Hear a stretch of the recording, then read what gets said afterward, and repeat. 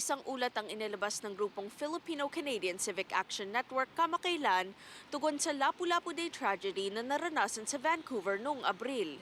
Dito nakita na halos kalahati ng mga rumisponde nagsabing nag-aalala o nababahala sila sa kakulangan ng safety planning sa mga Filipino cultural events sa Canada. When they look around, they want to make sure that they are feeling supported by the city or by the Filipino organizers that are hosting these events to make sure that their safety is at the top of their priority list. And we wanted to use this as an advocacy tool to increase government funding towards cultural events. Nakita rin sa report na isang mahalagang issue sa komunidad ang mental health support.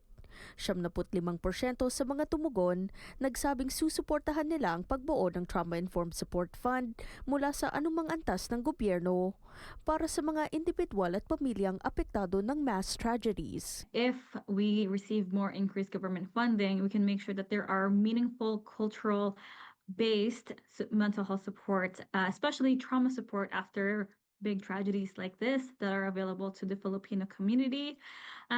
We want to make sure that we can find culturally specific counseling and incorporating Filipino cultural understanding of trauma and mental health support in the way that are, one, either free or even low-cost mental health services. 170 katao ang rumisponde sa survey online at in-person. Ang mga sagot nakuha mula sa mga ibinahaging check-in survey sa mga community groups at festivals sa Greater Toronto Area mula Mayo hanggang Disyembre 2025. We ask Filipinos about their experiences on 3 fronts. 1, on cultural events and safety. 2 is on mental health and trauma support. And then 3, building safer communities and what that looks like for Filipino community. When we saw what happened in Vancouver and with the Lapu-Lapu Day tragedy, we knew that we had to act and organize to find out how we can support our local community here in the GTA by checking in with our kababayans. Inaasahan daw nila sa pamamagitan ng report, maeengganyo ang Canadian policymakers na makipagtulungan sa Filipino-Canadians upang matugunan ang kanilang mga interes. Kabilang dito ang pagprotekta sa kanilang komunidad at kultura. The added components in making an event safer does add cost to events, and we want to make sure that organizers can focus both on the content of the event, but as well as the safety factors. Number 2 is investing in public services that are accessible to Filipino-Canadian communities.